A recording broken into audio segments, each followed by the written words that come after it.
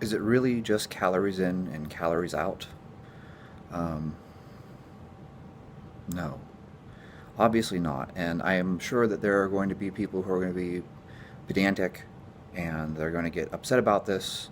Um, but hear me out for a second, and then maybe you'll understand why it isn't just calories in and calories out. So, uh, first off, people will say it's just calories in and calories out as long as you control for protein.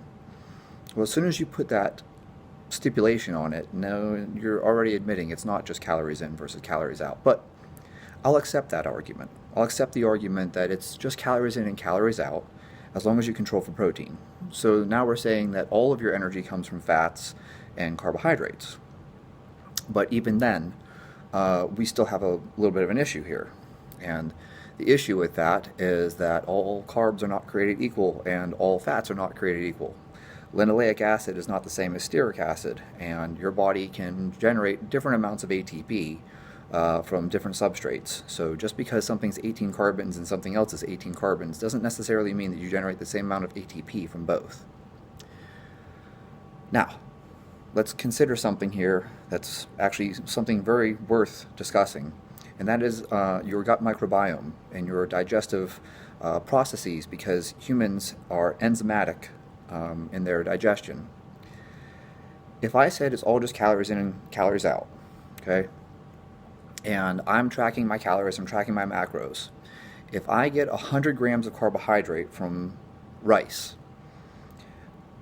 my absorption of those calories may differ if I get 100 grams of carbohydrate from, say, potatoes. So it's still 100 grams of carbohydrate from rice and 100 grams of carbohydrate from potatoes, which theoretically should be 400 calories of rice and 400 calories of potatoes. However, depending on your digestion and your specific gut microbiome, which are, the gut flora that you have, maybe you're high in, I don't know, lactobacillus or something, or casei, or reuteri, or whatever one it is. It doesn't matter. Everyone has slightly different gut microbiomes. But there's nothing to say that you're going to pull 400 calories from the rice and also 400 calories from the potatoes. So the moment you switch foods, right, suddenly you may be getting more or less out of a different food. And so people will say, well, what do you do whenever your dog needs to lose weight? You just reduce their food. And it's like, well, yes, you feed your dog the exact same food every day, though. So your dog eats the exact same food every single day. So when you eat slightly less of the exact same food, you are getting less energy. I hate using the word calorie anyways. It shouldn't be calories in, calories out. It should be energy in, energy out, because real science focuses on joules, kilojoules. So my point being, okay, that it isn't just calories in, calories out, or even energy in, energy out, because your absorption of it may vary. We could say the same thing about fats. If you get, say, 10 grams of fat from olive oil and then 10 grams of fat from butter, are the calories equivalent? Maybe.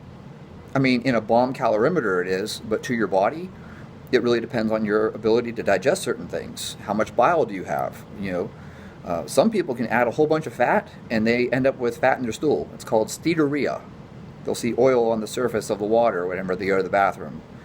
So now you're not absorbing it. It's calories in, calories out, right? But you can see that there's a difference in absorption. And absorption is a complex thing. We could get into like malabsorption. You eat corn and the corn comes out the other end. But let's just assume that you do absorb it, okay? How much of that actually gets assimilated and gets utilized to produce ATP, which is what your body actually runs on. Your body doesn't run on calories, it runs on ATP.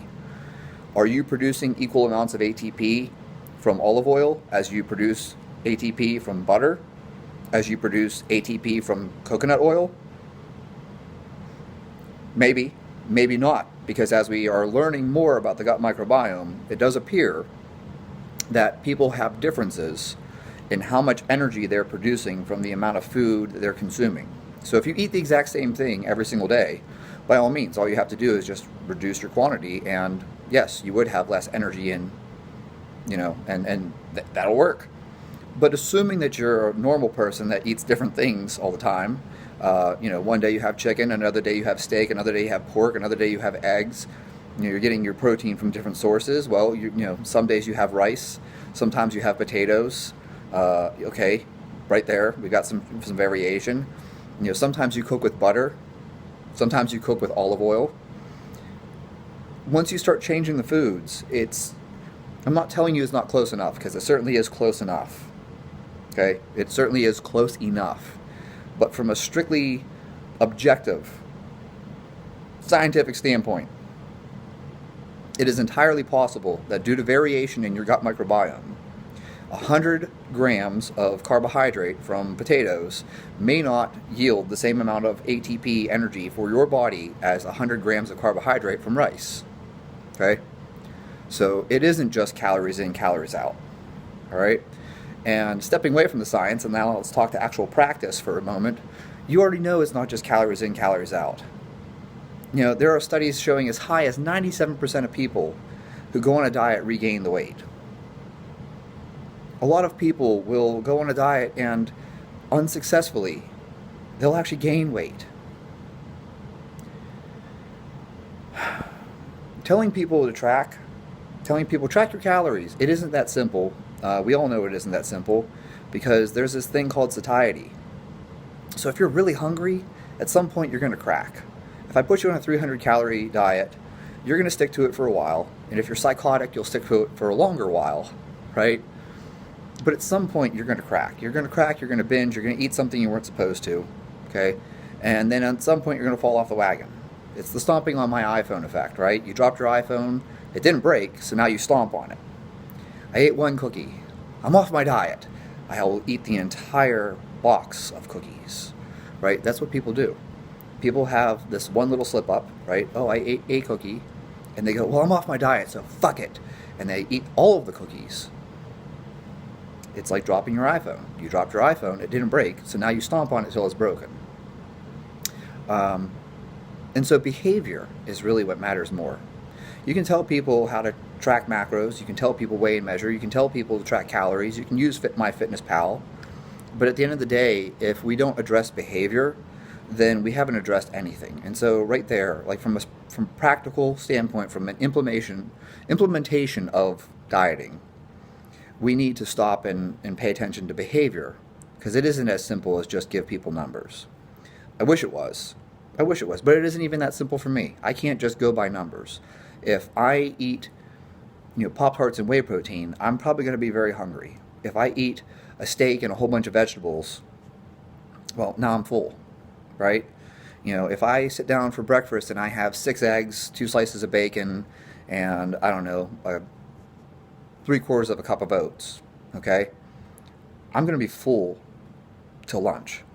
But if I was to get the equivalent out of just taking some whey protein, some Vitargo, and I don't know, adding some MCT oil or something to it until I have the exact same macros, and I drink that down, I am not going to be full till lunch. I'm going to come back later and, I don't know, grab something else. I'm going to start snacking on something. Because behavior matters, and satiety matters, and hunger matters. That's why I point out to people, just something real quick, I'm going to throw this on at the end, because I'm pretty much done with what I had to say. But these guys stepping onto the stage for, bodybuilding contests, they're not drinking their calories at the end. Like when you're down to those, they call them poverty macros, but let's say you're a natural bodybuilder and you have to get down to like 1,600 calories for you to make that final push into the cut, right? So we're all the way down to 1,600 calories. Dude, you don't want to drink your calories. You don't want to drink a Gatorade and some whey protein. That's not going to fill you up.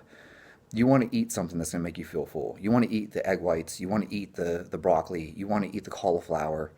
You want to eat things that make you feel full, because there's certainly a stretching effect. We know this. When your stomach stretches, you feel full. You feel satiety.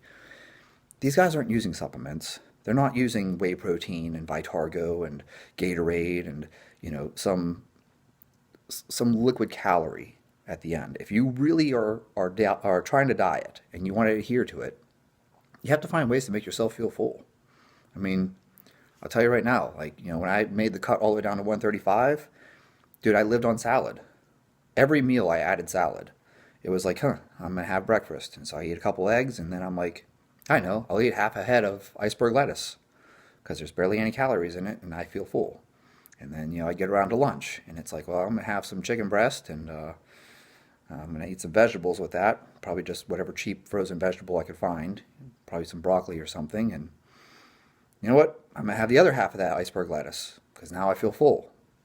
And then it's like, oh, it's now it's dinner. So for dinner, I'll eat some really lean ground beef because I'm trying to make it to 135. And it's like, oh man, I'm still hungry. I know, I'll eat cucumbers or pickles.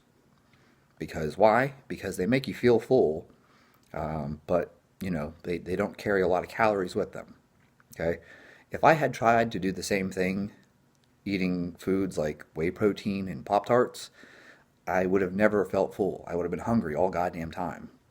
And so, like I said, it isn't just calories in, calories out whenever you implement it, even, because there's this whole thing of satiety and hunger.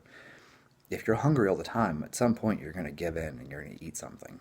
So, one, it isn't just calories in, calories out, because you may get more or less energy from 100 grams of potato than you do from 100 grams of rice, 100 grams of carbohydrate from potato, 100 grams of carbohydrate from rice. I should be very, very clear. I'm not talking literally just 100 grams of potato, because it isn't just pure carbohydrates.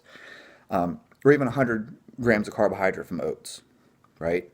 You may generate different amounts of energy from those foods. They may have different satiety levels for you as well whenever you actually implement this. Potatoes are very high in satiety. Pop-Tarts are not.